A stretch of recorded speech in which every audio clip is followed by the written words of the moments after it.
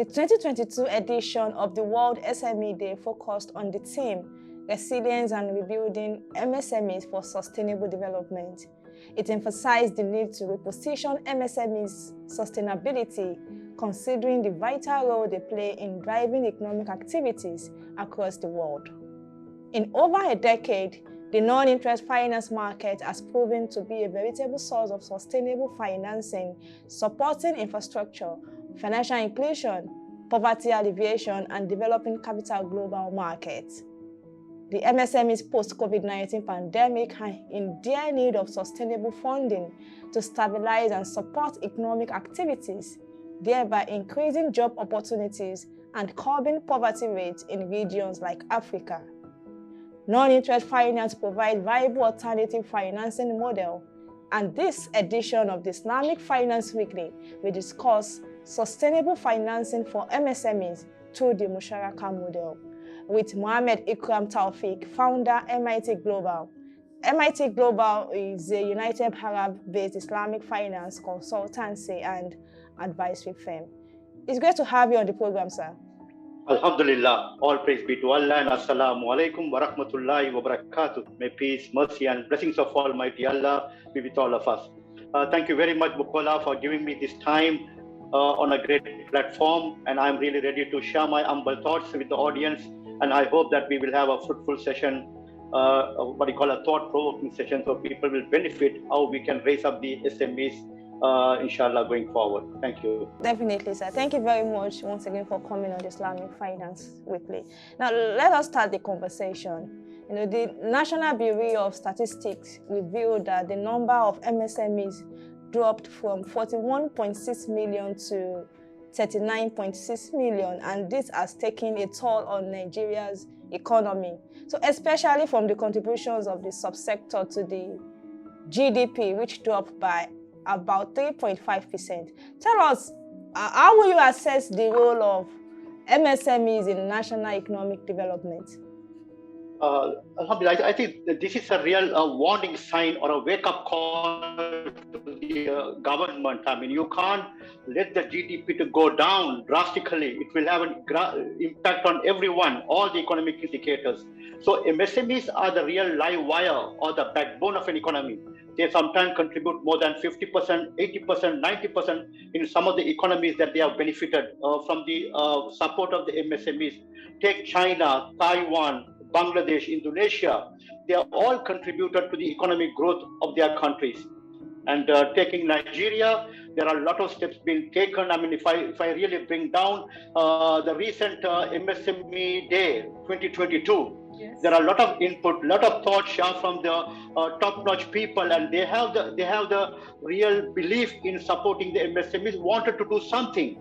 But the real challenge is, how do we take this to the grassroots level and to empower them, and so that the economic indicators change, not immediately, not overnight, but it will take its root, maybe 3 years, 5 years, maybe 15 years to change a generation. So that sort of a process or a mechanism has to be in place to focus on the SMEs, because they are the live wire of an economy. They create jobs to an economy. Any ailing economy or an emerging economy or a developing economy, entrepreneurs, SMEs are the people who create jobs. They create a job for themselves first, and then they create jobs for others. So you must always appreciate their guts, whatever they have really, come forward to start their entrepreneurial spirit. So this is my thoughts on the real, economic development part that comes from the SMEs. Thank you very much, Mr. Thowfeek. From what you've explained, the MSMEs enterprises are the engine, are touted to be the engine of economic development, and deliberate efforts must be put to ensure that they remain viable. Thank you very much for sharing your perspective with us. I read your profile, and from your profile in October 2022, you plan to launch a unique model based on Musharaka titled MSMERISE, 5-piece strategic approach to support and empower MSMEs. So in what ways will this translate to MSME growth in Nigeria? That's a very good thing. Inshallah, yes. I have been an Islamic banker for last 30 plus years. I'm a chartered accountant by profession and Islamic banker by practice. 30 years I'm in the Middle East. I have set up about 5 to 6 Islamic banks in the region, and I have learned through the process. And I always believe that supporting the small and medium enterprises, or the micro, small and medium enterprises, they are the real change makers to any economy. And if you look at the Islamic finance or interest-free banking, if you really look at, we have to empower those budding young entrepreneurs through a model called Mudaraba and Musharaka. This is called Mudaraba, means equity participation. Musharaka means partnership. It's a profit and loss sharing, and also sharing the risk of the business venture. So unfortunately, over a period of 4.5 decades, most of the Islamic banks or Islamic financial institutions, they were not in a big way on Mudaraba and Musharaka, mainly because of the hassle, the small size of investment. There's a big volume asking for money, no collateral, no security, no guarantee. They don't know the financial literacy is not there.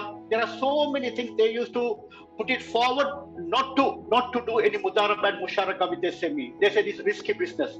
So the banks wanted to keep away. So the model that we are coming out with, I have really, put my 30 years of experience to come out with this MSMERISE to mesmerize the SMEs. So what I have done is I have developed over a period of time, by tried, tested and proven, 5 P's. If you really look at the 5 P's, I'm not talking about the funding or anything. First P is to profile them. What sort of people we are talking to? How do we profile them? Are they capable of running a business? Do they understand money? What is capital? What is revenue? What is profit? What is cash flow? How you can manage the money? Little knowledge, little skills. What do you mean by marketing? How do you scale yourself up? How do you put your product to the market? How do you make little money? If I can make little profit, how do you make? That literacy, that education has to be given to every SME before we give the money. That is the most important part, educating them. We have an education institution called First Global Academy, and we have turned it into a First Global Digital Academy, where I can reach out to the global market digitally today. So we are creating those programs to become SME strategists, ethical entrepreneurs. Those are diploma programs, specialization programs to educate the people before you start on your venture. You can't start like a fly-by-night company. You start today, down the line you close the shop. This is what's happening. This is what happened during the COVID time. No backing, no support. So the 5 P stands for, first of all, we profile them. What sort of people we are talking to, and then we position them. What category they are, A, B, C. Are they looking for the local village market, or are they looking for the urban market? Are they looking for the overseas market? How do we segregate them? And then we become partners and partnering with them. The 3rd P is the partnering with them on a Musharaka agreement. I don't give you 100%. You bring me 10%. I will put you 40%. We will get investors to put 40%, phase 1. Down the line, 6 months, 1 year, you are doing okay. You bring another 10%, we bring another 40%, 80-20. You have a 20% injection, we have 80%. We'll share the profit 50-50, whatever we agree with you. So that is the partnership that we will build up. And the 4th one is promoting. How do we promote them? They are not marketing savvy. They don't know which market to tap. Now today we are in a digital world. The social media, the website, e-commerce platforms. We will give those marketing tools for them to go globally, sitting in their village. So that is where we are promoting them. And the 4th one, we want to make sure that you perform. We perform. You don't give up. So the marriage between the entrepreneur and the investor, it's a marriage, the bondage is for long term, not for short term. Like any of our marriages. If we can survive for 5 years with that marriage, entrepreneur and the investor, the company becomes successful, the SMEs become successful. So these are the 5 P's model, which has been very stringent review. We will make sure the program is successful. Once we do that, when we launch, we want to franchise it to other countries, Nigeria, Indonesia, Bangladesh. There are millions of people who wanted this support, who wanted to elevate themselves. They don't need charity. The SME doesn't need charity. They need empowerment, holding hands. Whenever they face difficulties, some sort of a support needs to be given to them. I must commend your effort, Mr. Thowfeek, for what you've just explained now. I hope Nigeria MSMEs will benefit more from your initiative so that we can see the goods of MSME in Nigeria by using the Musharaka and Mudoraba products. Well done, sir. So, most MSMEs were negatively impacted by COVID-19 pandemic, especially in cash flow and access to market skills. How can they benefit from Islamic finance Musharaka model? The COVID-19 pandemic sometimes can be looked as a blessing for the entire Islamic banking and finance industry. And Islamic finance industry has to capitalize on supporting the Mudaraba and Musharaka on the SMEs, bringing that Mudaraba and Musharaka product to the SMEs and where they can uplift them, So what I'm really trying to tell that Islamic finance industry can help through a Mudaraba and Musharaka platform by taking proper risk mitigants. Sometimes the banks, Islamic banks or conventional banks, they shy away from getting into the small and medium enterprises, mainly because of the riskiness. The risky, and there's no collateral, no guarantee, they can't, get their capital back, therefore they shy away. But Islamic finance industry as a model that can be rolled out to all the MSMEs so that they can benefit from it. And COVID-19 is a real test for the Islamic finance industry to capitalize. If they fail to capitalize by coming out with this product, we are losing again in this current decade. 10 years down the line, Islamic finance industry will have the same old growth that we are talking about, 10 to 15% annually, only 1% of the global wealth being tapped. So this is an opportune time to capitalize by all the players and the stakeholders of the Islamic banking and finance industry. Musharaka financing is effective in encouraging MSME empowerment, but the capital must be free from usury. Now, if you look at a conventional financing or a loan given to a micro, small and medium enterprises, how do they get that money? It's like from the loan sharks sometimes. They charge 5% interest per month or 10% interest per month. That boils down to 60% to 120% interest from the poor micro and small medium enterprises. And they can't survive. They don't make that margin for them to pay the lenders. Because they can't go to the bank, they are not financially included. So what we can do, the Musharaka model will make sure you make $1, we'll share that $1 with you. 50-50, 40-60, or 80-20, based on the bottom line. If it is a Mudaraba project, if the entrepreneur suffers a loss, the bank, the financial institution has to take the full loss 100%. Because the entrepreneur on a Mudaraba, he has already covered the loss by his sweat capital. He has already served for the company. He has served for the project. He has already toiled for it. Therefore, he has shared the loss through his sweat. So on a Mudaraba, on a Musharaka, whatever the capital contribution, whatever the term that they have agreed upon to share the profit and loss, they will share the loss accordingly. So there are so much of ethical principles and transparency, social value that can be brought to the micro, small and medium enterprises through a Mudaraba and a Musharaka model. It's a very purest form of Islamic finance products. Unfortunately, most of the Islamic banks are still to capitalize and promote this product in a bigger way in every nook and corner of the world. That's what they should do. Let's look at the MSME women with disabilities. They have double challenges in terms of business. Business is not favorable to them from the accessibility and funding point of view. Are there viable, let me get your view on this. Are there viable funding opportunities available for MSME women with disabilities in the Islamic finance industry? Indeed, if you really look at the disability, that is a wrong notion. If anybody looking at a person that's saying that you are disabled, you must always look at the people from a positive angle, say that we must look at them, they are differently able people. Differently able people, not to become beneficiaries, they can become benefactors. They can contribute to the society. They can contribute to the economy, provided they are being looked at from a positive perspective, not from a negative perspective. That doesn't mean one disability doesn't mean the entire thing is disabled. They are differently able to contribute in whatever they are possible, but that support can come even from financial institutions, and it can come through a sadaqah, from zakat, from qard asan, from a Musharaka project, just to uplift the humanity. Now, take one example. If we have a small group of differently able people who are women, who can be trained to do a small part of a product, a sub-product, we can make them a mini factory. We can make them a mini factory to produce something and give them the training, give them the motivation, give them the inspiration. If few women with that differently able attitude do something, they are going to inspire hundreds and thousands of people of their same caliber, of their same breed. So they will be supported. What we have to do is we have to show them the way, show them the platform, encourage them to do it.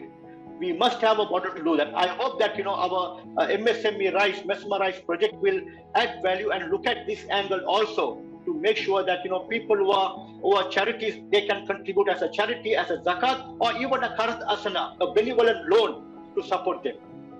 There are so much can be done if you have the intention and the niyyah to uplift them. That's what we can do under the Islamic finance umbrella. The physically challenged MSME, they really need support, human capital, and sustenance. Thank you very much for Mr. Thowfeek. So as we wrap up the conversation, from what you've explained so far, you said MSMEs are key economic drivers across the world, whether developed, emerging, or underdeveloped economies. So what ways should we look at empowering and uplifting MSMEs, particularly the young entrepreneurs? See, take Nigeria. If you take Nigeria, more than 50% of the Nigerian population are in the teens or 20 plus, more than 50%.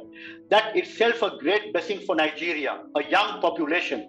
And if you look at the young population, what do they know? They are ready to do anything and everything to uplift themselves. They will do anything. Only thing what they need is little guidance. And also these young guys, are IT savvy or technology savvy.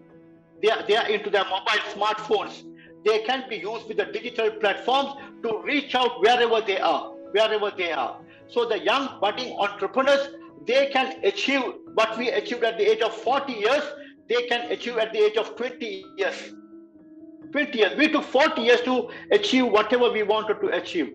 But these young budding entrepreneurs can achieve at the age of 20 years, not because they are smart enough, smarter than us, because they are informed, they have the knowledge, they have the information on their fingertips, and they are digitally savvy. Everything is available for them in the internet. And you know what? They can find out everything. They can do remarkable things. What they need is little hand holding, little guidance, little support. That's what they need. If we can make sure that these young entrepreneurs can come out and take up the challenge for themselves to create their own job, you must make them to create their own job, not waiting to seeking job from outside. No, I am looking for a job for 5 years, 2 years, 3 years. No. You create your own job, and then you create job for the other. That is what we should encourage budding entrepreneurs. Nigeria has been blessed with that young population. Nigerian government and the people should capitalize on them. That is where the wealth lies. It's like a treasure for the economy. Thank you very much, Mr. Mohammed Ikram Thowfeek, founder of MIT Global Academy. Thank you very much, sir, for sharing your perspective with us on the growth of MSME in Nigeria and using the Islamic finance instrument, Musharaka Model. We appreciate your intervention on the Islamic Finance Weekly. Have a nice day. Thank you very much. Thank you very much, Bukola, for giving me this opportunity. It's a great platform. I will share more information with you and given the time, and I really appreciate your efforts, and may Almighty Allah bless all your team members, and thank you very much. You're welcome. Thank you very much. Sustainable financing is a key tool for MSME growth, as the need for a cleaner climate is reinforced through the Sustainable Development 17-point agenda. There is therefore the need for a handshake between the Non-Interest Financial Association of Nigeria and the Small Medium Enterprise Development Agency of Nigeria to work out modalities in partnership with the National Association of Small Medium Enterprises to provide ethical funding options for MSMEs through the Musharaka Model. It is time to adopt innovative models that can unlock new financing mechanisms for MSMEs that is sustainable. And that will be all for this edition of the Islamic Finance Weekly. You can log on to our website www.proshare.co to watch our videos and read our stories. Also, follow our social media platforms displaying on the screen. Till we come your way again, thank you for watching and have a nice day.